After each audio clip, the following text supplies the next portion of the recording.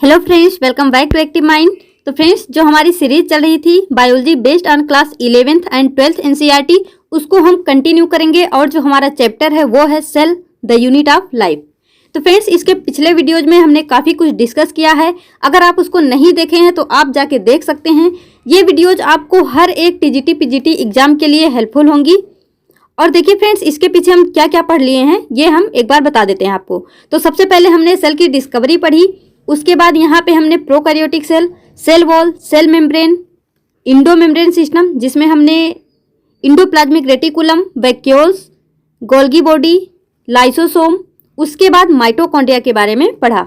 और आज का जो हमारा टॉपिक रहने वाला है वो रहने वाला है प्लास्टिड। अब ये प्लास्टिड क्या है? तो हम तो क्लोरोप्लास्ट सुने हैं। जो क्लोरोप्लास्ट होता है वो प्लास्टिड का ही एक भाग होता है। तो फ्रेंड्स, प्लास्टिड मीन्स क्या होता है? लवक, और क्लोरोप्लास्ट मीन्स हरित लवक। तो इसको आप जो है याद रखना। तो चलिए यहाँ पे देखते हैं प्लास्टिड के बारे में। तो सबसे पहले plastid are found in all plants and euglenoids. जो प्लास्टिड होता है वो सभी प्लांट में, जितने भी टाइप के प्लांट होते हैं सब में पाया जाता है। और यूग्लिनाइड जो होते हैं उसमें भी ये जो है पाया जाता है। It may be colourless or coloured and get converted from one form of plastid to another. यानी जो प्लास्टिड होता है, यानी जो लवक होता है, ये कलरलेस भी हो सकता है, कलर्ड भी हो सकता है, और एक फॉर्म से दूसरे फॉर्म में कन्वर्ट भी हो सकता है। एक फॉर्म से दूसरे फॉर्म में कन्वर्ट होने का क्या मतलब? जैसे हम देखते हैं कि हमारी जो मतलब ग्रीन चिलीज है यानी हरी मिर्ची है, वो लाल मिर्ची में चेंज हो जाती है थोड़े टाइम बाद। यानी वहाँ पे क्या होता है, जो हरी मिर्ची है वहाँ पे क्या है? क्लोरोप्लास्ट है, यानी उसमें क्लोरोफिल होगा तभी वो ग्रीन है। और जब वो ग्रीन जो है रेड में चेंज हो गया, यानी वहाँ पे कौन सा पिगमेंट आ गया होगा? लाइकोपीन। तो उसके वजह से वो रेड हो गया। यानी यहाँ पे हम क्या बोल सकते हैं कि वो क्लोरोप्लास्ट से क्रोमोप्लास्ट में चेंज हो गया। यानी वो ग्रीन से रेड में चेंज हुआ, यानी वहाँ पे उसका पिगमेंट चेंज हो गया। तो वही बोला जा रहा है कि इट में भी कलरलेस, यानी कलरलेस भी हो सकते हैं, कलर्ड भी हो सकते हैं, और एक फॉर्म से दूसरे फॉर्म में कन्वर्ट भी हो सकते हैं। एक्सेप्शन यहाँ पे क्या है? क्रोमोप्लास्ट, यानी जो कलर्ड जितनी भी चीजें हैं, चाहे वो फ्रूट्स हों चाहे वो फ्लावर हों, chromoplast to chloroplast conversion never occurs. यानी जैसे हम देखते हैं कि हमारा जो रेड चिलीज है या फिर रेड टमेटो है, वो कभी भी आप ये नहीं देखेंगे कि आपका रेड टमेटो कभी भी वो ग्रीन टमेटो बन गया या फिर ग्रीन चिलीज बन गई। ऐसा कभी नहीं होता है। आपकी जो हरी मिर्च या हरे टमाटर हैं वो लाल मिर्च या लाल टमाटर में चेंज हो जाएंगे, लेकिन कभी भी लाल मिर्च हरी मिर्च या फिर हरे टमाटर कभी भी जो हरी चीजें हैं वो लाल में चेंज हो जाएंगी, लेकिन लाल वाला हरे में चेंज नहीं होगा। यानी सिंपल सा कहने का मतलब यही है कि chromoplast to chloroplast conversion never occur, ये कभी भी जो है नहीं पाया जाता है। अब यहाँ पे देखिए फ्रेंड्स, प्लास्टिड का क्लासिफिकेशन क्या है? तो प्लास्टिड का जब हम क्लासिफिकेशन करते हैं तो यहाँ पे इसको दो पार्ट में डिवाइड करते हैं इसके कलर के बेस पे। तो अगर वो कलर लेस है तो हम बोलेंगे उसको ल्यूकोप्लास्ट, अगर वहां पे वो कलर्ड है तो हम बोलेंगे उसको क्रोमोप्लास्ट। अगर कलरलेस है ल्यूकोप्लास्ट, ल्यूकोन जैसे होता है ना, ल्यूकोन मीन्स होता ही है व्हाइट। तो ल्यूकोप्लास्ट यानी जहां पे कोई कलर नहीं है वो व्हाइट है, तो उसको हम क्या बोलेंगे? ल्यूकोप्लास्ट। और जो ल्यूकोप्लास्ट होता है इसका क्या काम होता है? स्टोर फूड में ली, यानी ये स्टोरेज का काम करता है। तो इसके स्टोरेज के मतलब अलग अलग चीजों के स्टोरेज के आधार पे इसको हम अलग अलग पार्ट में डिवाइड करते हैं।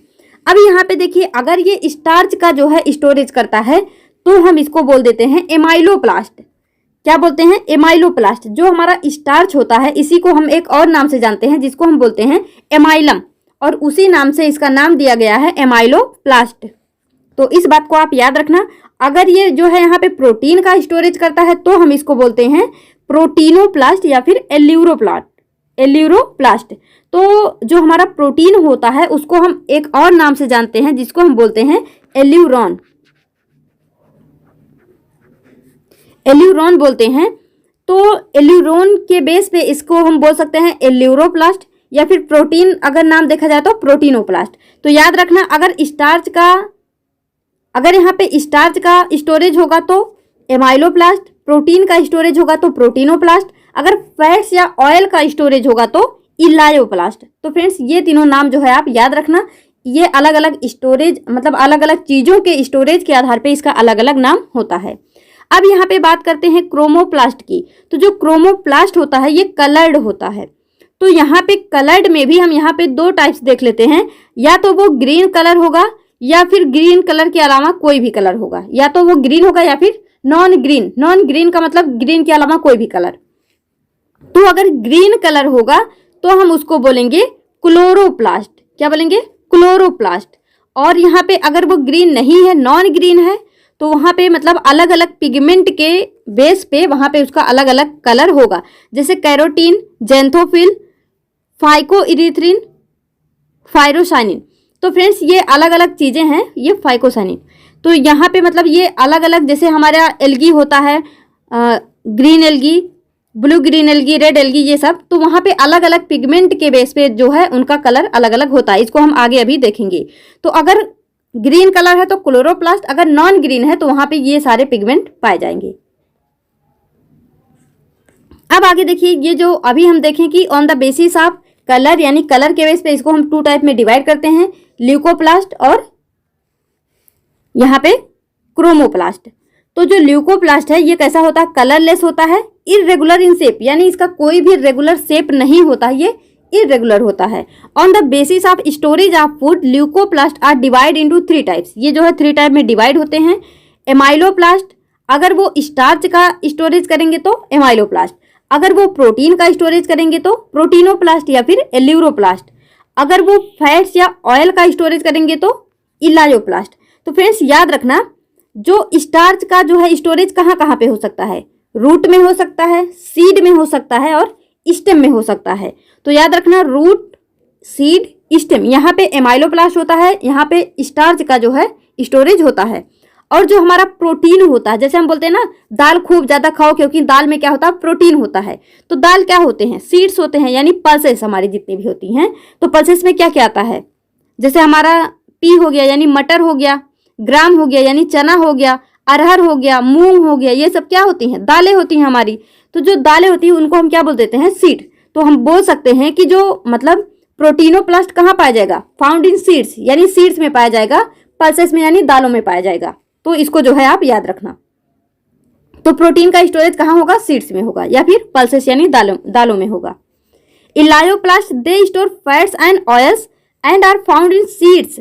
जो मतलब फैट या ऑयल होते हैं ये कहाँ कहाँ पे पाए जा सकते हैं? इनका स्टोरेज कहाँ पे हो सकता है? जैसे हम बोलते हैं ना मूंगफली का तेल और कैस्टर ऑयल, जैतून ऑयल, इस तरह से। तो उन सब में क्या होगा? हमारा इलायोप्लास्ट। जैसे यहाँ पे देखिए कैस्टर, ग्राउंड नट, ये इन सब में फैट या ऑयल का स्टोरेज जो है होता है। और इसको हम एक नाम और दे सकते हैं, वो क्या है? ओलियोसोम। जैसे ऑयल, ओलियोसोम, इसको जो है आप इस तरह से याद रख सकते हैं। अब यहाँ पे आप देखेंगे कुछ ऐसे प्लांट होते हैं हमारे जहाँ पे सनलाइट नहीं पहुंच पाती, यानी अब्सेंस ऑफ सनलाइट होता है, उसको हम क्या बोलते हैं? Etiolated plant. और यहाँ पे जो प्लास्टिड होता है उसको हम क्या बोल देते हैं? इटियोप्लास्ट। यानी ये कैसा होता है? Without pigment. तो इसको हम क्या बोल देते हैं? इटियोप्लास्ट। और ये पाया जाता है हमारे इटियोलेटेड प्लांट में। और यहाँ पे क्या होता है? ये मतलब ये इटियोलेटेड प्लांट किस वजह से ऐसे होते हैं? Due to absence of light. अब देखिए यहाँ पे क्रोमोप्लास्ट। क्रोमोप्लास्ट यानी coloured plastid with red, orange, yellow carotenoids and other pigment. यानी यहाँ पे ग्रीन को छोड़ के जितने भी कलर हैं सबको आप यहाँ पे बोल सकते हैं। It is found in fruits and flower. ये जो है फ्रूट्स और फ्लावर दोनों में जो है पाए जा सकते हैं। Chromoplast also occur in petals. Petals क्या होते हैं? जैसे जिसको हम बोलते हैं, जैसे ये हमारा कोई फ्लावर है तो इसकी जो पंखुड़ी होती है, पंखुड़ी जिसको हम बोलते हैं, तो उसको क्या बोलते हैं? पेटल। तो chromoplast also occur in petals but colour of petals are mainly due to water soluble pigment colour occur in cell sap. यानी जो सेल सैप होता है वहां पे कौन सा पिगमेंट वाटर सॉल्युबल है उसके बेस पे कलर डिसाइड होता है। लेकिन हम ये बोल सकते हैं कि जो क्रोमोप्लास्ट है उसके वजह से पेटल का कलर होता है। मतलब वहाँ क्रोमोप्लास्ट तो होता ही है, लेकिन उसके पीछे और एक वजह होती है कि वहां पे कौन सा पिगमेंट वाटर में सॉल्युबल है।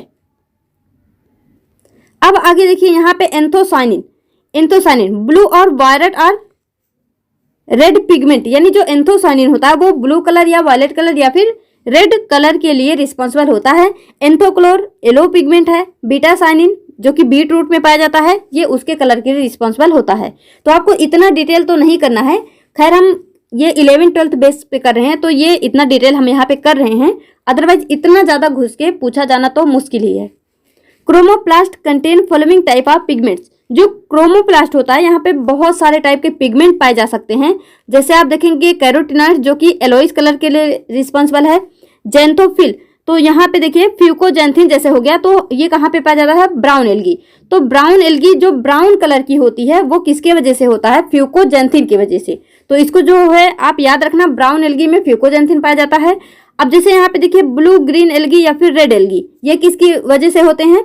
फाइकोबिलिन्स, जहाँ पे हम देखते हैं phyco erythrin, phycocyanin, yellow phycocyanin. तो ये सब जो है ब्लू ग्रीन एल्गी या फिर रेड एल्गी के लिए रिस्पॉन्सिबल होते हैं, इन सब के कलर के लिए। अब यहाँ पे आप देखेंगे क्रोमेटोफोर्स। क्रोमेटोफोर्स क्या है ये मैंने आपको बताया था जब मैंने आपको बताया था प्रोकैरियोटिक सेल।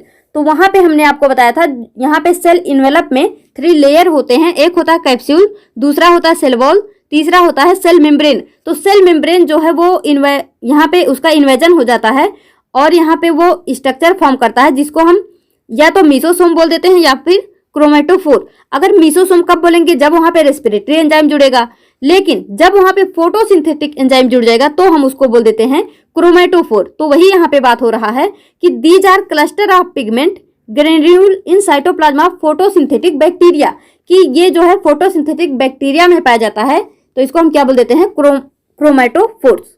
अब यहाँ पे देखिए लाइकोपीन जो होता है, लाइकोपीन पिगमेंट है एक, इसके वजह से रेड टोमेटोज या फिर रेड चिलीज जो होती हैं इनका कलर जो है वो रेड होता है। किसके वजह से? लाइकोपीन की वजह से। तो इसको जो है फ्रेंड्स आप याद रखना। अब यहाँ पे देखिए chloroplast, due to presence of chlorophyll leaves and other parts of plant exhibit green colours. अब यहाँ पे हम देखते हैं कि लीव्स तो नॉर्मली क्या होती हैं? ग्रीन कलर की होती ही हैं, लेकिन क्या मतलब जितने भी ग्रीन होती हैं अगर वो जितनी भी लीव्स हैं अगर वो ग्रीन नहीं है, कुछ ऐसी भी लीव्स होती हैं जो कि ग्रीन नहीं होती, तो क्या वहां पे क्लोरोफिल पाया जाएगा? नहीं पाया जाएगा। वहां पे क्या पाया जाएगा? क्रोमोप्लास्ट, यानी वहां पे अदर पिगमेंट पाए जाएंगे जो कि उस कलर के लिए रिस्पॉन्सिबल होंगे। तो chloroplast due to presence of chlorophyll, यानी क्लोरोप्लास्ट जो है वो उसमें क्या पाया जाता है? क्लोरोफिल पिगमेंट पाया जाता है, जिसके वजह से लीव से हम कह लें या फिर प्लांट के अदर पार्ट जो कि ग्रीन होते हैं वो किसकी वजह से होते हैं? क्लोरोफिल की वजह से।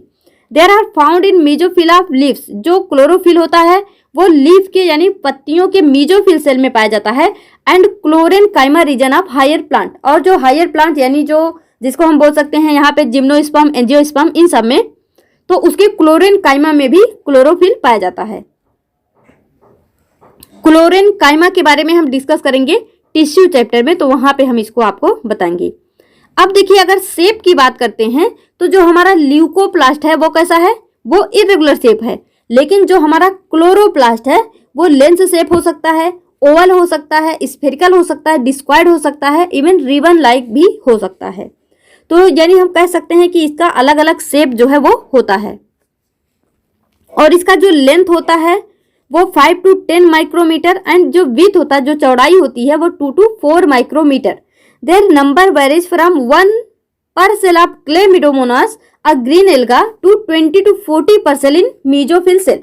अब यहाँ पे आप सोच रहे होंगे ये इसका क्या मतलब, ये क्या कंफ्यूजिंग सी लाइन है। तो देखिए जो क्लोरोप्लास्ट होता है वो अलग अलग सेल में अलग अलग नंबर्स में हो सकते हैं। जैसे अगर हम यहाँ पे ये एक क्या है? एल्गी है, क्लेमिडोमोनास एक एल्गी है, तो इसके एक सेल में केवल एक क्लोरोप्लास्ट पाया जाता है, एक सेल में केवल एक क्लोरोप्लास्ट पाया जाता है। जबकि जो मीजोफिल सेल है, जो कि हम अभी बात कर रहे हैं कि पत्तियों के मीजोफिल सेल में पाया जाता है, तो उसके एक सेल में 20 to 40 क्लोरोफिल पाए जाते हैं, 20 to 40। तो याद रखना क्लेमिडोमोनास के एक सेल में केवल एक क्लोरोप्लास्ट है, जबकि मीजोफिल सेल के एक सेल में 20 to 40 क्लोरोप्लास्ट है। तो वही हम बोले हैं कि इसका जो नंबर है वो वेरीज करता है, यानी वो वेरी करता है, अलग अलग सेल में अलग अलग जो है हो सकता है। अब ये शेप जो है एक बार आप बस ऐसे ही देख लीजिए, इतना डिटेल नहीं पूछेंगे। कप शेप क्लोरोप्लास्ट किसमें पाया जाता है? क्लेमिडोमोनास में। गडल शेप पाया जाता है यूलोथ्रिक्स में। स्पाइरल शेप स्पाइरोगायरा में। रेटिकुलेट शेप उडोगोनियम में। स्टिलेट शेप जिग्नीमा में। डिस्क्वाइडल शेप ये ओवल है, डिस्क्वाइडल है ये। ओवल। तो ये होता है फ्रेंड्स हायर प्लांट, जो कि अभी हमने आपको बताया जिम्नोस्पर्म, एंजियोस्पर्म, इन सब में। अब देखिए जो क्लोरोप्लास्ट होता है इसका स्ट्रक्चर कैसा होता है, तो चलिए एक बार इसको हम आपको बना के दिखा देते हैं। तो देखिए फ्रेंड्स कुछ इस तरह से जो है क्लोरोप्लास्ट का स्ट्रक्चर होता है, जहां पे आप देखेंगे ये इसका आउटर लेयर है और ये जो है इनर लेयर है। तो ये आउटर हो गया, ये इनर। तो इसीलिए हम बोलते हैं कि जो क्लोरोप्लास्ट होता है वो डबल मेम्ब्रेनस स्ट्रक्चर होता है। और कौन सा ऐसा ऑर्गेनेल्स है जो कि डबल मेम्ब्रेनस होता है, वो है हमारा माइटोकॉन्ड्रिया। इसके अलावा न्यूक्लियस भी जो है डबल मेम्ब्रेनस होता है। ये क्वेश्चन एग्जाम में पूछे जाते हैं। तो यहाँ पे देखिए ये आउटर मेम्ब्रेन हो गया, ये इनर मेम्ब्रेन हो गया। इसके बाद यहाँ पे ये जो स्पेस आपको दिख रहा है इसको हम क्या बोलते हैं, स्ट्रोमा। क्या बोलते हैं, स्ट्रोमा। अब यहाँ पे आप देखेंगे ये जो स्ट्रक्चर कुछ आपको ग्रीन ग्रीन सा दिख रहा है, तो यहाँ पे ये अगर आप एक इसके सिंगल स्ट्रक्चर की बात करते हैं, ये जो सिंगल है, जैसे आपको ये देखने में लग रहा होगा एक सिक्के के ऊपर इस तरह से सिक्का रखा है, यानी क्वाइन के ऊपर क्वाइन, क्वाइन के ऊपर क्वाइन, इस तरह से जो है ये अरेंज्ड है। तो फ्रेंड्स इस एक क्वाइन को हम क्या बोल सकते हैं, थाइलाक्वाइड बोलते हैं, थाइलाक्वाइड बोलते हैं। लेकिन इस पूरे गुच्छे को, यानी इस तरह से हम बोल सकते हैं, इस पूरे गुच्छे को हम क्या बोल सकते हैं, ग्रेना या फिर ग्रेनम। तो ये क्या हो गया, ग्रेनम। तो और इन दोनों को जो कनेक्ट करता है ये स्ट्रक्चर, यानी एक थैलाकॉइड को दूसरे थैलाकॉइड से कनेक्ट करने वाला जो स्ट्रक्चर है इसको हम क्या बोलते हैं, स्ट्रोमल लैमेली। स्ट्रोमल लैमेली बोलते हैं, स्ट्रोमल लैमेली। तो इसको जो है आप याद रखना। अब देखिए यहाँ पे ये जो थैलाकॉइड है यहाँ पे कुछ पिगमेंट भी पाए जाते हैं।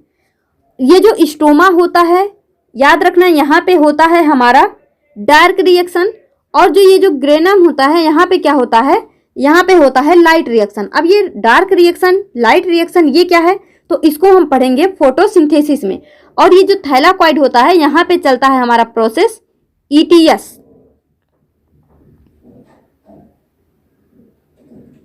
तो इसको जो है फ्रेंड्स आप याद रखना, स्टोमा में डार्क रिएक्शन, ग्रेनम में लाइट रिएक्शन। और थैलाकॉइड से थैलाकॉइड को कौन कनेक्ट करता है, स्टोमल लैमेली। और यहाँ पे कुछ राइबोसोम भी जो है पाए जाते हैं। तो इस तरह से इसका जो है स्ट्रक्चर होता है।